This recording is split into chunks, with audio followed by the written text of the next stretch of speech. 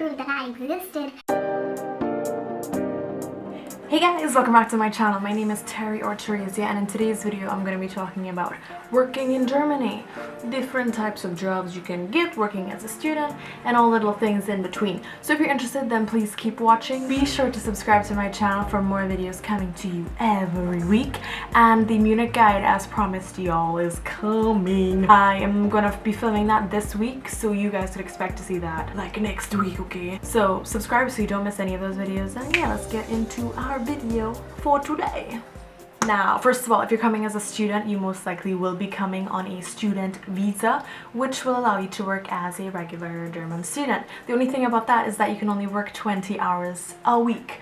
If you don't, you will lose your status as a student and you will be considered a full-time worker, like you have entered that job market. You're gonna have to pay a lot more in taxes, which goes towards your social insurance. So yeah, let's not do that. And that ties into, as I mentioned in my last video about studying in Germany. I'll have the right here in case you want to check that out, about the 3 categories of work. Basically, there's full-time, part-time, and mini job. Mini job is like the last one, and that is done on a 450 euro basis.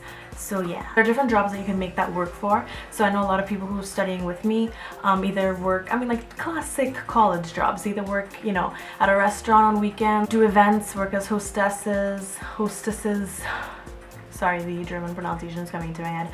And yeah, there's so many different jobs that you can get, and they have so many websites as well that show you new listings all the time. So I'm gonna have a bunch of links down in the description below of like websites that I think are good.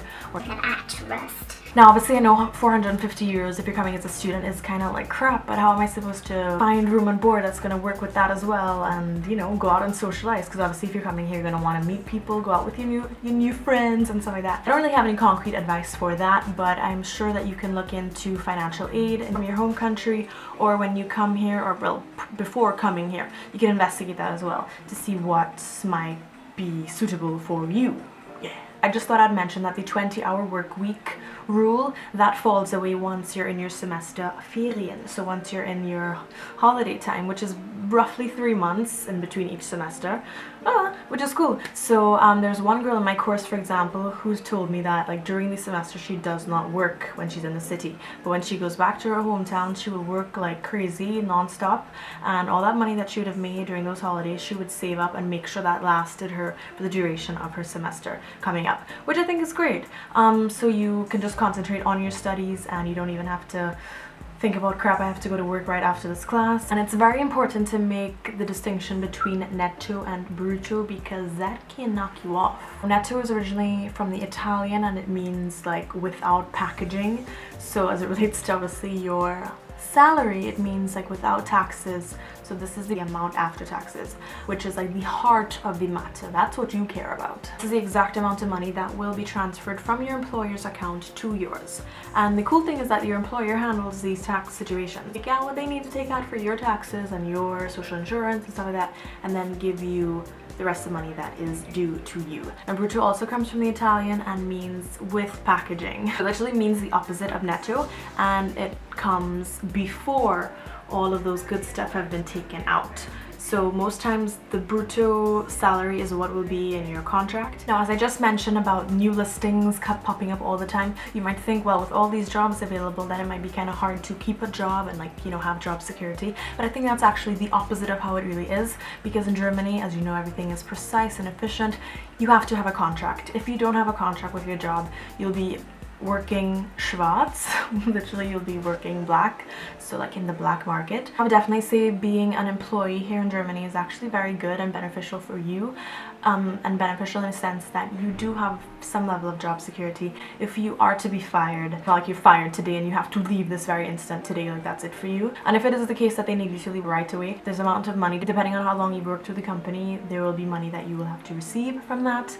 And this also goes into your vacation time. Once you work with a company for half a year, so 6 months, you are entitled to the full annual vacation benefits, basically. Technically it's 24 days per year, but that works on a system of like 6 working days, so all days except Sunday, but there's a distinction in system that says, okay, there's their actual work days and office days, and working days tend to be from Monday to Friday, so that 24 days drops to 20, so you're entitled to 20, which is not bad, but obviously depends on what company you work in, what position you have, so it can be anywhere from 25 to 30, just to give you a ballpark figure. I used to work at a coffee shop, and I used to work pretty much every Sunday, sometimes Saturdays and Fridays depending on my schedule. I wanted time off, so I took literally 4 consecutive Sundays off, and I thought that, okay, well, since our shop was open Sunday to Sunday, this would count as a regular working day, but obviously it did not.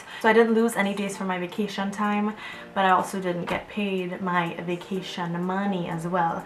And your vacation money is basically, it's like a percentage of your regular salary, but you would have to see and negotiate that with your company in question.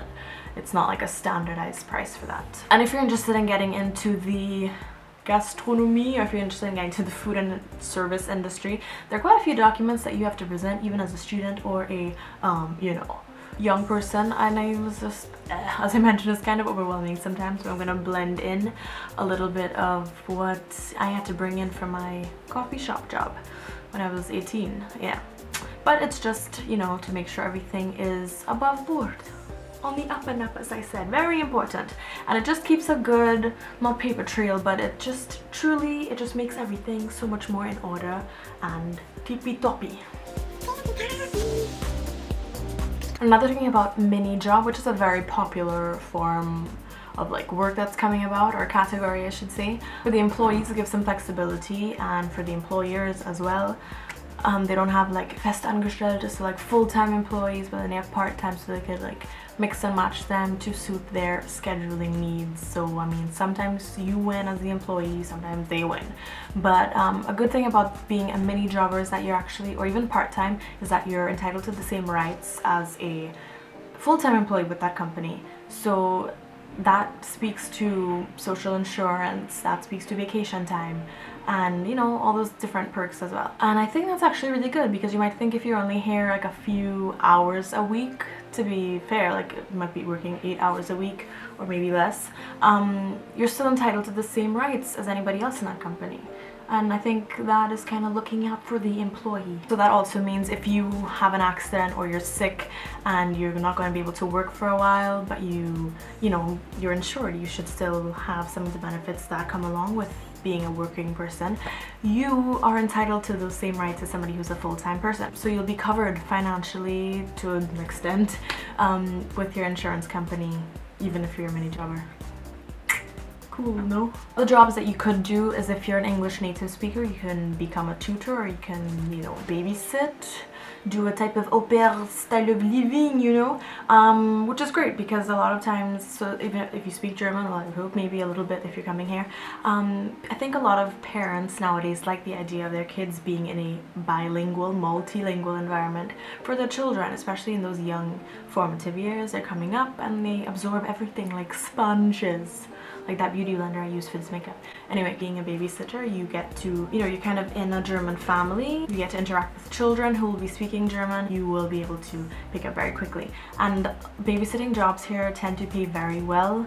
So, hey, and they're only a few hours a week.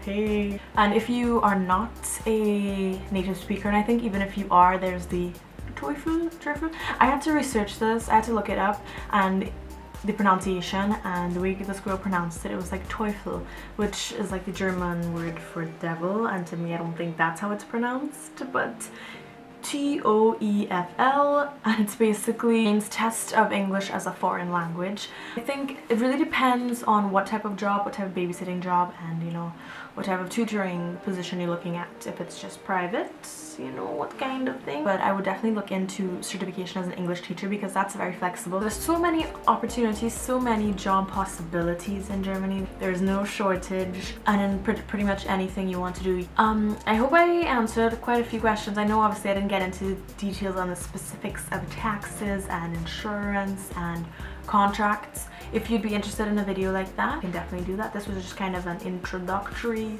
skim the surface, boom, here you go, present. So if you'd like a more in-depth video, let me know. I will see you in my next video.